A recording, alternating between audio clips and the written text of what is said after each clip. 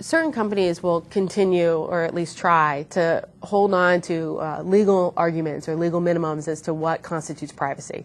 So you should not, as an employee, expect this type of expectation of privacy. You should not have these expectations of privacy because it's not in the law. I don't have to do it. The same thing could have come up with board of directors, with famous cases of pretexting, kind of investigatory work to look into board members' activities. What type of phone calls are they making? What types of emails are being exchanged with reporters? We have every right to do this would be the argument that they might make. You have no expectation of privacy within this space. Same thing with customers. So it's my property. You gave me your phone records. I'm a telephone company. Your phone records are mine now. They're company proprietary property. I can do with them what I want. They're my property. So each of those instances, all different stakeholders, the board of directors, the customers, the employees, all arguments that say you have no rights to this, you have no legal rights to this. And yet we still have an expectation of privacy. And the problem, two problems really right now.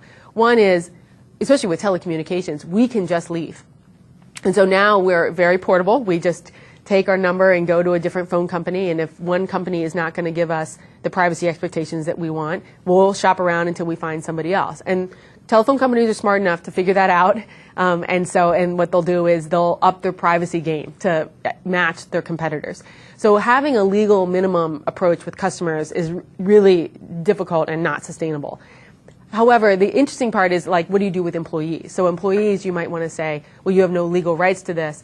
And yet, long term, there's impacts to when people think their privacy is being violated. So if I, as an employee, have expectations of privacy and you're violating them, not in a legal way, let's say, but you have every right to do that and no one's going to sue you for it, but as an employer, you're violating my privacy or what I expect, it changes the way I work, and which is not beneficial to you either. So it changes, I might become more hidden in the things that I do. I might think about what I can do to hide things from you on a regular basis. That takes energy, that takes time, I'm less productive.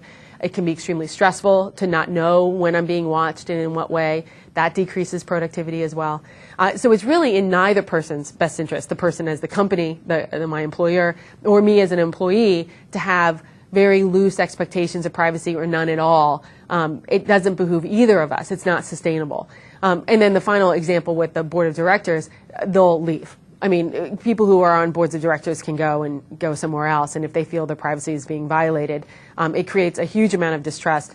They don't have to stick around, which is the competitive argument for it. But second, you want a fully functioning, trustworthy board that can voice their opinions and say what they think in the boardroom. And especially with the governance issues that we've faced recently, the last thing you want is people being hidden, hunkering down, being antagonistic with one another, and infighting when you need governance within these organizations. And so again, it does not behoove you in long term as an employer or a company to create some sort of minimalistic legal argument as to what is a privacy violation. The crucial aspect is that privacy expectations are mutually beneficial. Both parties agree to them. And so if both parties don't agree, there's a violation. And so it's not a sustainable relationship when one person's privacy expectations are being violated on a regular basis. And that, I think, is more of what people need to look more towards, is this idea that privacy expectations are mutually beneficial and mutually agreed to. And that's a different way of looking at it. Normally, we think of it as antagonistic. I either get your information or you get to keep it. It's an either-or proposition.